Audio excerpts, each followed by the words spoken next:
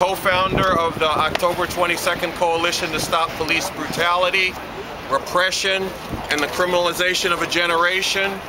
We founded this back in 1996, and tomorrow will be the 18th annual National Day of Protest to Stop Police Brutality. I'm also a representative of the Revolutionary Communist Party. I'm gonna open this up and then we're gonna bring in other folks. The days when this system can go all over the world and do what it wants to people, when people are not inspired and mobilized to stand up and resist these outrages and to build up the strength to get rid of them once and for all, those days must be gone and they can be gone.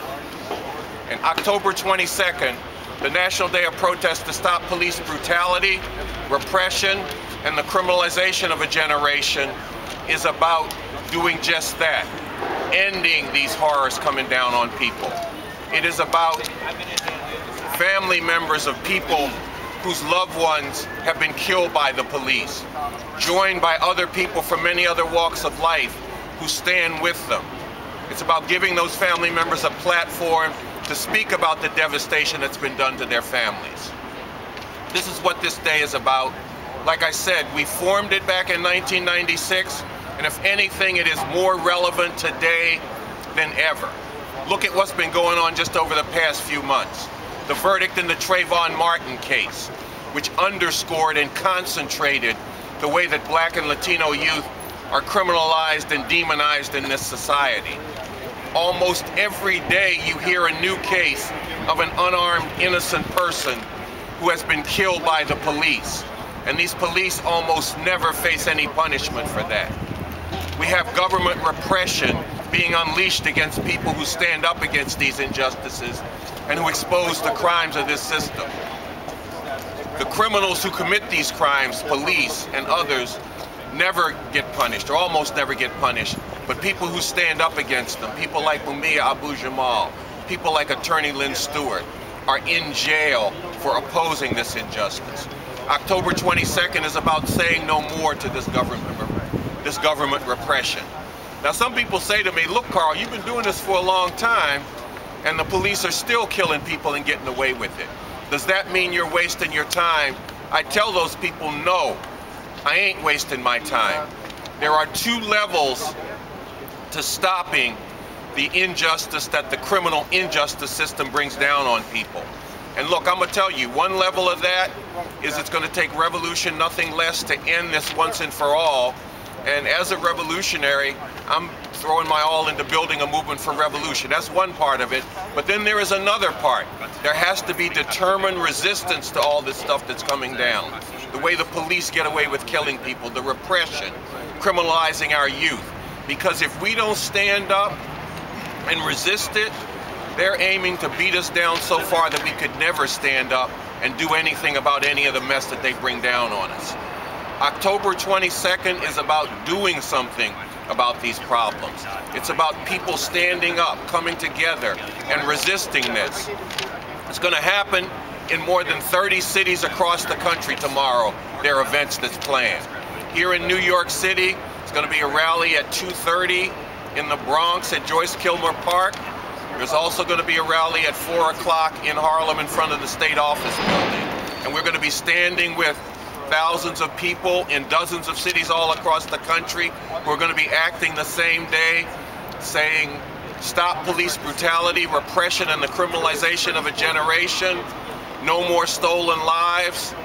Wear black, fight back, and hoodies up in memory of Trayvon Martin. So I wanted to do that to open up this press conference. We now have Juanita Young. She's the mother of Malcolm Ferguson, who was murdered by the NYPD back in 2000, March of 2000. This sister has been a frontline fighter for justice, not just for her murdered son, but for all the victims of the abuse from this criminal injustice system. Juanita Young. Good afternoon, everyone. I come out here today because of two reasons. One, to support Ms. Livingston and Cayenne, because that could have been my daughter. On March 1st, they murdered, the NYPD, Louis Rivera, murdered my son, Malcolm Ferguson, in the Bronx. And when they murdered my son, my life changed for the worse. Because I now had to get out there and find a way to get my son some kind of peace. Even though he was gone, it still hurt. Because, you know, as a mother, you take your child away from you or something happens to your child, that's still part of you. And to hear that this man just murdered my son for no reason, according to his story, no, according to the cop's story, he went for the cop's gun and the gun went off. That didn't make no sense to me because my son wasn't a violent person. And the DA refused to indict the cop for murdering my son. Why? Because they went back to his so-called criminal record, felt he didn't deserve to get no kind of justice. So we took the case to civil court. The jury found Louis Rivera 100% responsible for the death of my son. On that note, I knew I had to get out here and help other mothers. You hear how Miss Livingston, the pain, the tears are still in my eyes from seeing another mother having to suffer because of the system where we live. There's no excuse why you got a room full of people and you see somebody hurt and you turn and walk away. You're supposed to be helping us. We pay you to help us. Why is it every time we turn around, we losing our kids? Not because they sick, because somebody decided their life wasn't worth it. Cayenne, the people told her that she was sick. Come on, why them cops didn't help her? What was wrong with that picture? When I took the cop to court, and an open court said he murdered my son for no reason. The lawyer asked him. Seth Harris said, but why did you kill Malcolm? He said, I didn't fear him. I knew